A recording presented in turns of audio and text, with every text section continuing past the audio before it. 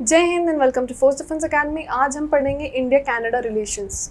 Studying this is very much important क्योंकि Khalistani movement के कारण ये बहुत ज़्यादा न्यूज़ में आ रहा है और इंडिया कनाडा रिलेशन हमेशा ऊपर नीचे अप एंड डाउन द हिल होते रहे हैं। तो क्या क्या इसमें रहा है, कब ये डिप्लोमेटिक रिलेशन स्टैब्लिश हुए, कहाँ हमारे ऑफिस थे, why the relations are now not that good, how much time it would take and everything involving this, और ये प्रॉब्लम क्यों आएगी ये भी हम पढ़ेंगे। तो सितंबर 19, 2023 को कैनेडियन प्राइम मिनिस्टर जो है हमारे जस्टिन ट्रूडो, उन्होंने अक्यूज़ किया था इंडियन गवर्नमेंट को हरदीप सिंह निज्जर को असैसिनेट करने पे। उन्होंने बोला था कि इंडियन गवर्नमेंट ने इनडायरेक्टली इस इंसान को असैसिनेट करवाया है। Now this person was living in Canada and was a pro Khalistani. ठीक है, तो खालिस्तानी एक्सट्रीमिस्ट माना गया है इसको। तो he was demanding separation of Khalistan from India. Allegations have not been proven true, तो अभी तक ट्रू नहीं प्रूव किए गए हैं, बट कनाडा ने इसमें ये भी मेंशन किया है द 5 आइज, जो हम प्रीवियसली देख चुके हैं। 5 आइज के बारे में मैंने आपको पूरा एक्सप्लेन किया है। उसमें कनाडा ने बोला है कि I got my information from this particular intelligence and all, तो इसलिए हमने 5 आइज को भी पढ़ा था। Canada has not release any evidence, तो अभी तक कनाडा ने कोई एविडेंस नहीं बोला है, लेकिन Canada is very much on that support कि नहीं इंडिया ने ही मारा है and all of that. That is why India और कनाडा के रिलेशंस थोड़े बहुत जो है डिटेरिएट हो गए हैं, थोड़े बहुत नहीं, आई वुड से लॉट। अब इसमें आगे हम देखेंगे हिस्ट्री क्या है। तो इंडिया और कनाडा के रिलेशन स्टैब्लिश हुए थे 1947 में, when India gain independence and all of that. तो कनाडा जो है officially was one of the first countries जिसने इंडिया को as an independent nation recognition दिया था। 1948 में कनाडा ने इंडिया में एक ऑफिस खोला था, उसका हाई कमीशन न्यू दिल्ली में, और 1949 में इंडिया ने कनाडा के ओटावा में एक ऑफिस खोला था। ठीक है, now this establishing this is what are these points doing, these points are showing कि इंडिया और कनाडा के रिलेशन अच्छे थे। Canada became an important partner for India specially in trade, education and technology. तो ट्रेड, एजुकेशन, टेक्नोलॉजी में तो आज भी कनाडा जो है इंडिया से, स्पेशली एजुकेशन, बहुत सारे बच्चे इंडिया से कनाडा में हायर स्टडीज़ करने या एम्प्लॉयमेंट लेने जाते हैं। ऑल्सो कनाडा का जो है next point is India's nuclear test in 1998 strain relations with Canada. ठीक है, तो हमारे रिलेशन थोड़े बहुत न्यूक्लियर टेस्ट के कारण स्ट्रेन हुए थे, वो तो सबसे ही हुए थे उस time. No country liked India performing nuclear test and getting successful in it. लेकिन टाइम के साथ साथ रिलेशन वापस से मेंड हो गए थे, वो कुछ इतना ज़्यादा मास डिस्ट्रक्शन नहीं हुआ था रिलेशन में जिसका अभी हुआ है। Two countries share a number of common values. तो कनाडा और इंडिया में बहुत सारे कॉमन वैल्यूज़ हैं, कैसे डाइवर्सिटी, ठीक है, दूसरा हमारा दिखते हैं हम डेमोक्रेसी, बहुत ज़्यादा हम ह्यूमन राइट्स को बहुत वैल्यू करते हैं। तो all of these things are common between Canada and India. अब importance of Canada and India for each other, आपस में एक दूसरे के लिए क्यों इंपॉर्टेंट है ये देखना बहुत ज़रूरी है। कनाडा जो है 7th लार्जेस्ट इंडियन डायस्पोरा को होस्ट करता है। ठीक है, इसका मतलब क्या है, इंडिया से बहुत सारे लोग कनाडा में जाते हैं, स्पेशली द यूथ, है ना, तो बहुत ज़्यादा यूथ माइग्रेट करता है इंडिया के कनाडा में। Largest source for international students, है ना, तो इंटरनेशनल स्टूडेंट्स तो बहुत ज़्यादा जाते हैं इंडिया से। आप देखोगे almost every student is now moving towards Canada for higher studies और फॉर जॉब पर्पज़। ट्रेड भी जो है कनाडा जो है हमारा 10th लार्जेस्ट हम माना जाता है उसका, कि इंडिया कनाडा का 10th लार्जेस्ट ट्रेडिंग पार्टनर रह चुका है। ठीक है, 2022 के स्टैटिस्टिक्स के हिसाब से।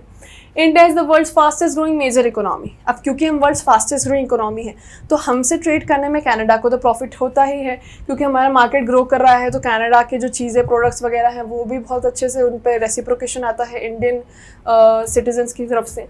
India and Canada are both members.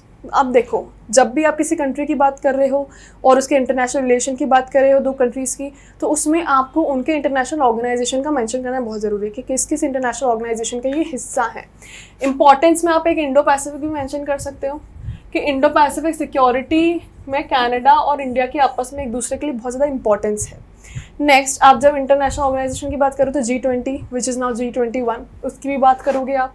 ठीक है, और UN वगैरह, Commonwealth of Nations and all of this will be mention because India Canada की साथ में बात हो रही है।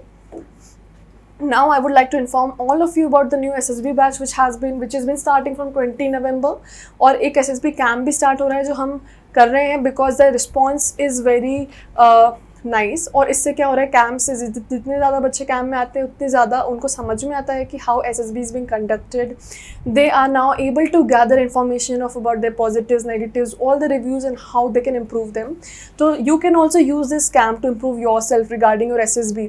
तो 4 दिसंबर से नया कैंप स्टार्ट हो रहा है, and for more information contact the number. ठीक है, now let's continue on a topic. Challenges देखना है हमको, क्या क्या चैलेंजेस है कनाडा और इंडिया के बीच में। तो Canada is home to supporters of Khalistan ideology.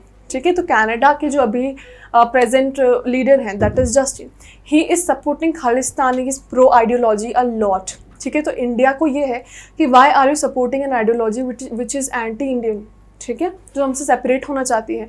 तो basically everybody knows that they are doing this for vote bank, ताकि उनको वोट मिले। Meanwhile, the current government Canada is willing to damage its relation.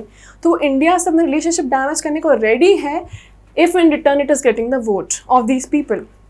For vote bank politics, current Canada's government has repeatedly interfered in India's internal affairs. Now this is India's internal affairs already, and Canada is encouraging the separatist movement, ठीक है, by sympathizing with them. As of now relations between Canada and India have worsened. तो इसके कारण क्या हो रहा है, relation बहुत ज़्यादा हमारे टूट से गए हैं। एंड नाउ ऐसा नहीं है, न्यूक्लियर टेस्ट वाला रिलेशन नहीं है कि वो मेंड हो जाएंगे। It will take several years from now to improve India and Canada relations, है ना।